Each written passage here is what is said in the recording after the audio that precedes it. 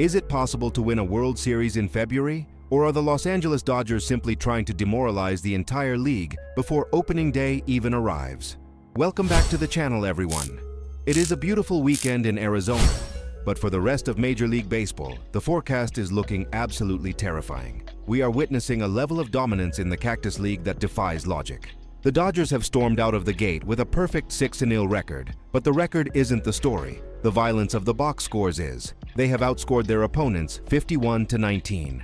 Let that sink in. They are averaging nearly 9 runs a game, and they are doing it with one hand tied behind their back. As veteran insider Bob Nightingale pointed out, the Dodgers are putting up these video game numbers without Max Muncy, without Freddie Freeman, and without Mookie Betts taking a single meaningful swing yet.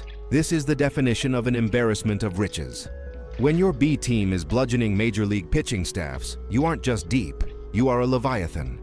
The latest victim was the Chicago White Sox, who fell 7-6 in a game that felt less like a contest and more like a statement.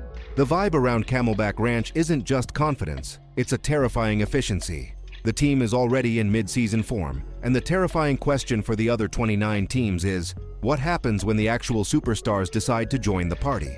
We are watching a machine that has no off switch, and if this first week is any indication, the 2026 season is going to be a long, painful lesson in humility for anyone standing in their way. Let's zoom in on the architects of this destruction, because while the stars are resting, the role players are carving out their legacies. The headline from the White Sox game might have been the score, but the real story was on the mound and at the top of the lineup. Tyler Glasnow, or Oppenheimer, as the fans are starting to call him for his explosive stuff, looked absolutely filthy. He went 2 innings, struck out 4, and his stuff was so electric that he actually went back out for a 3rd inning just to get his pitch count up. When Glasnow is healthy and dealing like this, he isn't just a starter, he is a Cy Young contender waiting to happen. And let's not forget the bullpen. Blake Treinen tossed a scoreless inning with a couple of strikeouts. If Treinen can link up with Edwin Diaz and Tanner Scott, we are looking at a bullpen that could shorten games to 6 innings.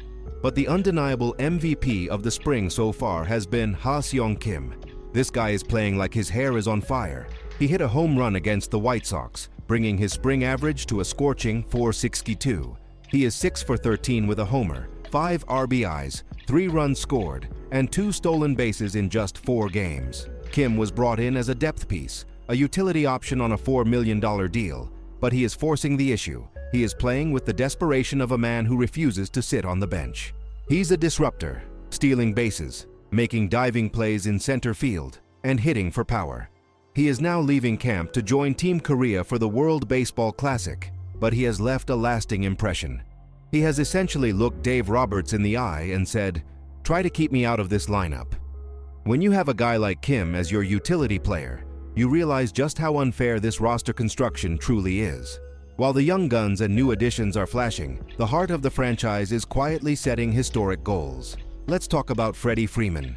The man is a machine, but even machines need maintenance. After battling through a broken ankle in the 2024 World Series, an injury that severely limited his range, Freeman has returned with a singular obsessive focus for 2026. He wants the Gold Glove. He's already a lock for Cooperstown. He's got the MVP, the rings, and the stats. But Freddie isn't satisfied. He wants to prove that at age 36, he can still pick it with the best in the world. He has stated he wants to play 20 seasons, which would take him to age 40. His current contract runs through 2027, leaving a 2-year gap between his deal and his retirement goal. This creates a fascinating subplot for the next few years. Will Freddie Freeman finish his career in Dodger blue, or will we see a swan song back in Atlanta? For now, he is focused on the immediate future. His ankle is healed, his mobility is back, and he is determined to erase the memory of his limited range last season.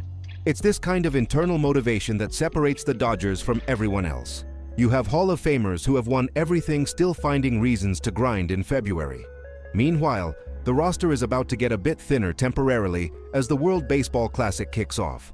Kim is gone to Team Korea, and Yoshinobu Yamamoto is making his final spring start this weekend against the Giants before joining Shohei Ohtani on Team Japan.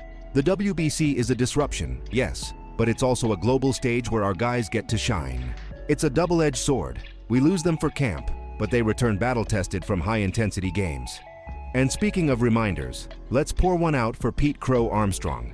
The Cubs outfielder decided to criticize Dodger fans this week, and let's just say, it didn't go over well. PCA, you are a talented kid, but putting a bullseye on your back before you've even established yourself as a star is a bold strategy. The Hollywood cheer awaiting him at Dodger Stadium in late April is going to be deafening. The fans are engaged, the team is undefeated, and the vibes are immaculate. So, I want to hear from you. Are you worried about the WBC disrupting the team's chemistry, or do you think it's good for the players? And what do you make of Ha-Seong Kim? Does he deserve to be a starter on this super team? Drop your thoughts in the comments, smash that like button, and subscribe so you don't miss a single pitch of this historic spring. The weekend is here, Yamamoto is on the mound, and the Dodgers are rolling. Let's go!